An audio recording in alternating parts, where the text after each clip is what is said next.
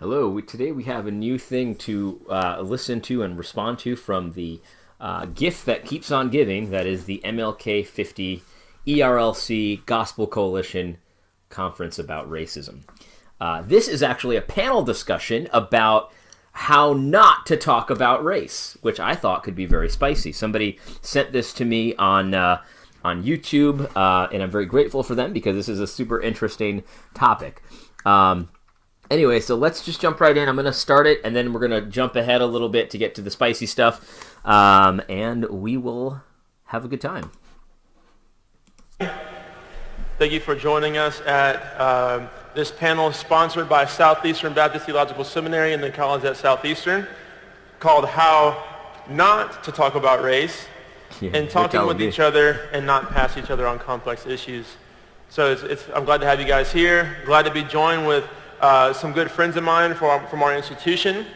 To my right is Dr. Miguel Echeverria. He is the Director of Hispanic Leadership Development. Also, can you imagine if...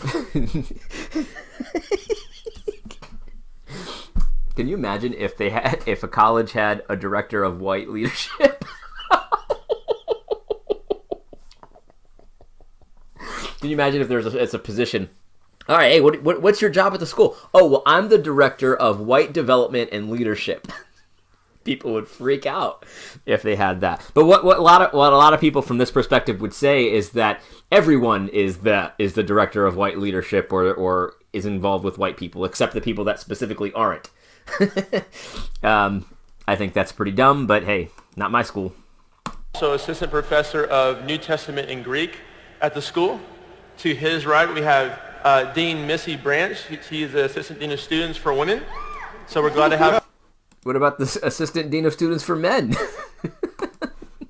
Her on campus. Yes, she got some people out there. And then to her right, we have Dr. Matthew Mullins. He's Assistant Dean for Advising and also Assistant Professor of English in the college at Southeastern. He doesn't get a fancy title. He's just a white guy.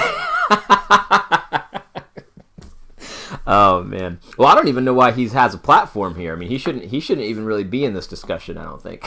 You got to deplatform all the white males. And then we have Mr. Cortland Perkins, who is a student at Southeastern, and he also works on our Kingdom Diversity Initiative. And my name is Walter Strickland. I serve as Associate Vice President for Diversity and also Assistant Professor of Theology. So, all right, we're going to jump ahead to this, but I just thought that panel introduction was pretty funny. All right, let's jump to minute 8 because this is where it gets spicy. We've got the Hispanic, which I believe the proper term is Latino now. So I don't know why these guys are so behind the times. But this is the leadership and development director for Hispanic students. He's going to talk about some problems that he sees and how we talk about race. Seen or heard. Here's an example. Let's say you see a pastor or a fellow faculty member talking to someone and they just so happen to be Hispanic or be Asian. And they speak with really good English. And what they think is a compliment, for example, Juan, your English is really good, all right? That's actually not a compliment, all right? Because what do you assume? It actually is a compliment. This is you know what? Let's just listen to a second example, and then we'll talk about both of them, because this is pretty silly. You're assuming that Juan's English, because he's Hispanic, is not supposed to be good. So what I typically do is I happen to find myself walking around their offices later on, and we just happen to enter into a conversation. And what I might say is, when you were speaking to Juan, you said his English is really good. It's like, when I hear that, what I hear is you assume that a Hispanic person's English is not supposed to be good, all right? And typically there's kind of a light bulb that goes. Actually, let's just finish there. So this is the microaggression, right? That's what he's describing. He hasn't used the term microaggressions yet, but that's what he's describing. This is a microaggression. So if you don't know what a microaggression is, it's something like that, where you see Juan and you say to Juan, as a compliment, you're not intending to insult him, hey Juan, your English is really good. And Juan decides to take that as an insult. or this professor decides to take it as an insult. And here's the reality of this whole situation, right? An insult cannot be given; it can only be taken, right? And so he's already admitting that this person is not intending to insult this person. And what it could be, we don't know anything about this example. So it could be that Juan has a very thick accent, but he has really good grammar. And so maybe what this person meant was, wow, I've never heard someone with such a thick accent have such good grammar. Or it could be that maybe this person has never met very many Hispanics before, or Latinos. Again, I want to use the right term here because I don't want to get accused of racism. But maybe this person on campus has met maybe like 20 Hispanics in his entire life, and none of them have had very good English. And then he meets one that has near perfect English, and so he's like, "Wow, you have great English." Now. This professor is saying, well, that means that you expect Latinos not to have good English. Well, maybe that's true, because maybe his experience, or this person's experience, is that every Latino he has does not have very good English. And so it is actually a compliment. It's not an insult.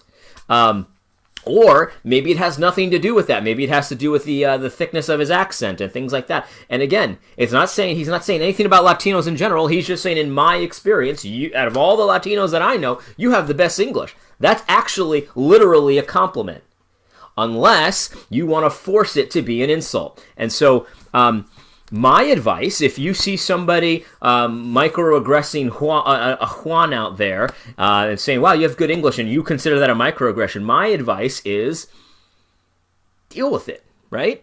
You don't have to take offense at everything. This is just ridiculous. Like let's not encourage people to take offense at things that are not intended to be offensive. If somebody told me that I had good English, the furthest thing from my mind would be, wow, he must think all Latinos are idiots.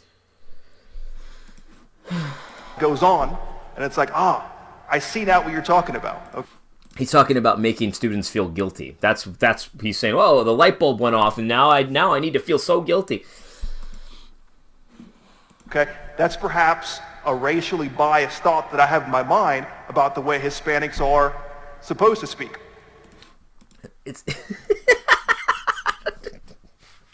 oh man. Or another one is, let's say you have a black student on campus, or in your church, and someone comes up to them and says, wow, you are the most educated Hispanic or black person I have ever met.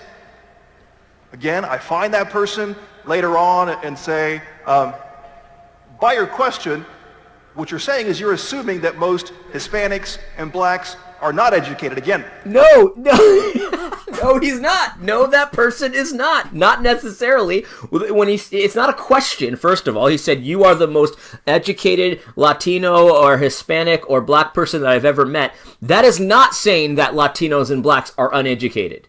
No. You added all of that. You added that assumption. What it is saying is that this person is the most, out of all the ones that I've met, the most intelligent person that I've met. Now, this is super weird. I've never heard anything like this before, but I'm assuming that it happens because I don't think this brother would make that up. But man, what if it's true? What if it's the most educated black person this person's ever met in his life, and he just decided to say it? Now, maybe that's uncouth. Maybe that's a weird thing to say. Maybe you wouldn't say it. But it's not a sin. Let's not pretend that it is. You can't go from, hey, you're the most educated person of this ethnicity that I've ever met, and say, well, that means that all the other people of that ethnicity are not educated. No, it doesn't. No, it doesn't. That you added all that stuff. You made the offense. You're deciding that you want to take offense to something, and that was not intended in an offensive way, and so you're adding all of this extra stuff that the person didn't say. Now, if the white person came up to this person and said, wow, all those Negroes out there, they're really dumb, but you're really smart. Yeah, if they said that, then obviously that is an insult. Obviously that is a sinful attitude in their minds. But that's not what happened in this example. Microaggressions are stupid. They are very stupid. And this is an example of why they're stupid. This is why they shouldn't be in worship songs. We shouldn't have worship songs that mention microaggressions, because you know what love does? Love assumes the best about the people. Love believes all things. It doesn't decide to take offense at every little thing that you could potentially take offense to. I mean, if someone was doing this in a marriage, a good counselor would be like, yeah, what's wrong with you? Why are you doing this? Anyway, we will continue that later.